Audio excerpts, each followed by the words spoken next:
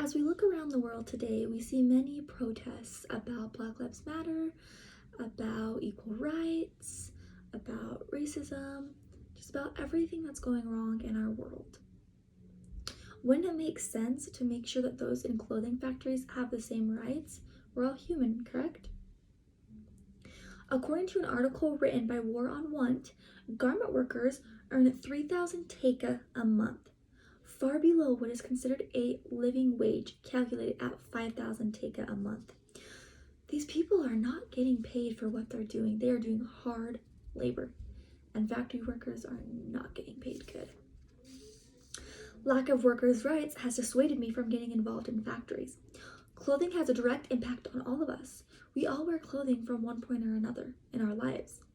You have, to get into any building, you have to be wearing a piece of clothing.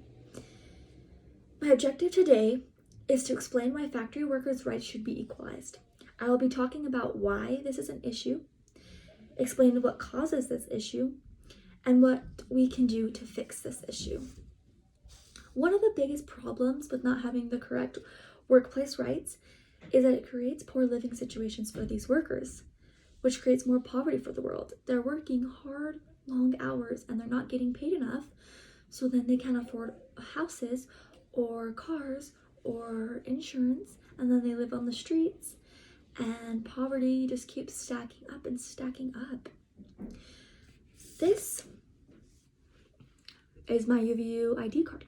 This means that I have a chance, an access to education, a chance to be something bigger and better, to learn more, to branch out, to become something.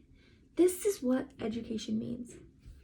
And people that live in poverty, they're not able to have access to education, so they're not able to have the same opportunities as us, which is not fair. Everybody should have the same opportunities because we're all in this world together and we all need to have a fair chance. An article published in the United Nations states, poverty entails more than the lack of income and productive resources to ensure stability livelihoods. Its manifestations include hunger and malnutrition, limited access to education and other basic services, social discrimination and exclusion, as well as a lack of participation of decision making. With less education comes less income, and with less income, poverty just keeps going and going and going. According to an article from the Child Fund, children who grow up impoverished completed fewer years of schooling and earned a much lower income than people who did not grow up poor. People that are growing up poor are not able to get education, and then they are poor, and then the cycle just continues and continues and continues, and we need it to stop. Now let's look at what causes this issue. Fast fashion. Fast fashion is cheap, quick access clothing. We've all seen it. Fashion Nova, Misguided, H&M, Forever 21. I know we've all shopped at these places. It's fine for now because nobody really knows what's going on, but I'm going to tell you what's going on. So hopefully this can help you get a clear vision of where you want to shop. It has become more and more demanding, fast fashion has, which causes more and more workers to work in unjust places. Michael Solomon told Vogue, "It's not just about clothing, it's about a disposable society." And another article that was by Vogue states, a report by Coresight Research found that the site Misguided releases about 1,000 new products a month.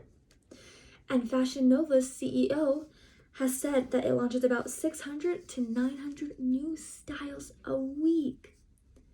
At a rapid rate at which new capsule collections and trendy designs are being released only feeds into shoppers' desire to buy more. We're always wanting the newest styles, and with these companies producing all of these styles week after week, it's causing us to go and buy more and more, which is causing more clothing to be produced, which causes more workers to have to work in unjust places. And that intel causes more poverty for the world. What can we do about this, one might ask? We can end fast fashion. Us as shoppers, we hold all of the power. We can put an end to this. We just gotta say so, and we gotta make a commitment and just end it. Shoppers need to become more educated on how fast clothing is being produced at the places they shop. You need to know how fast new trends are coming out, new styles, and how much they're making their workers work. Shoppers also need to use their power of choice to put an end to shopping at these places. We hold all the power. We can put an end to this and say, no, we are not shopping at these places anymore because it's not right.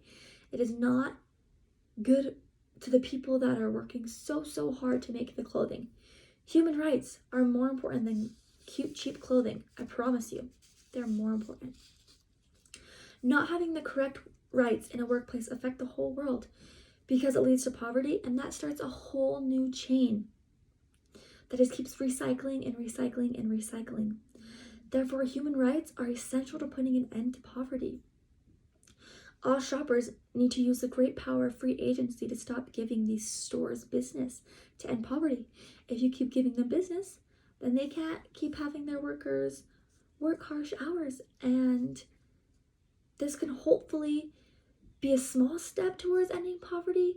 But if everybody comes together and does this, it is going to make a huge difference. We only want the best for this world. I know we all do. And so this is going to help. And it's just a simple little thing we can all start doing. Human rights are worth the fight.